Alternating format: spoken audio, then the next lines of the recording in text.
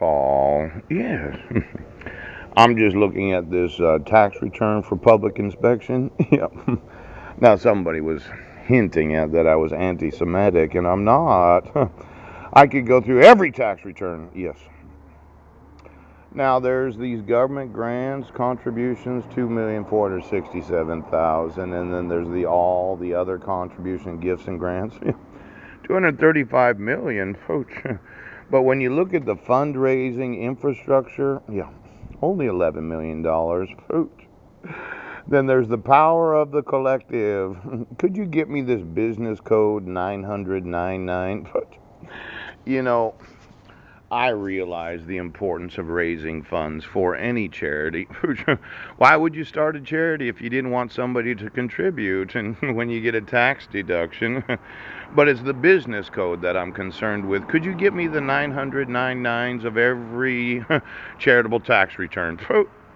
I'd just like to know who it is that's, well, see, it says program services revenue. Yes, yes, yes.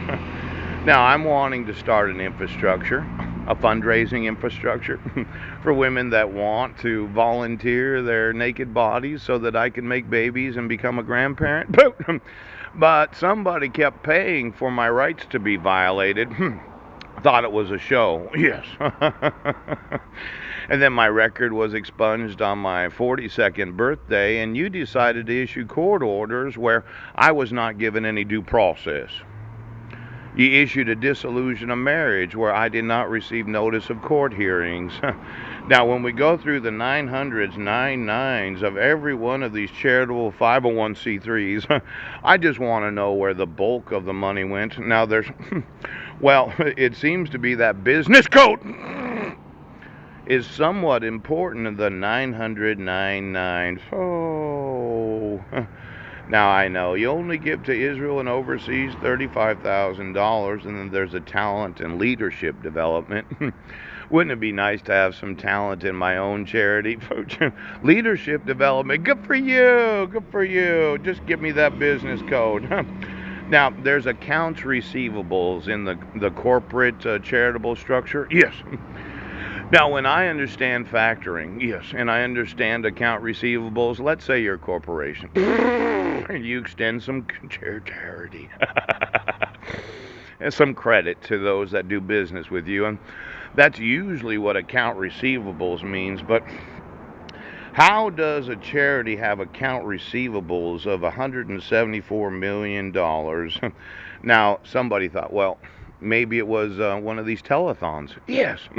You had all these pledges to the Jewish Federation and their account receivable. How do you get $174 million in account receivables? Now, do you sell various items? I mean, it is a corporate structure. You're selling t-shirts or maybe sweatshirts. Jewish Federation of the United States of America. Contribute to your local Jew. Now, I just wanted to know, of these account receivables, yes, because I did read it, and it says pledges and grants receivables. Now, that would be some sort of, would you contribute $100 a month to the Jewish Federation? Yes. One of those pledge cards you filled out. Could you get me the actual database, you know, the desktop of the office that has all the pledge cards of all of those that have planned on contributing $25 a month? I just need the signatures. Seemed that the family thought that you could bribe anybody. Well, when you make a pledge to support a charity at $25 a month, there's no possible way that the family thought that, sure, I'll give $25 a month to support Judaism, but I need the signatures of every pledge card. Yes. So just call the Rothschilds.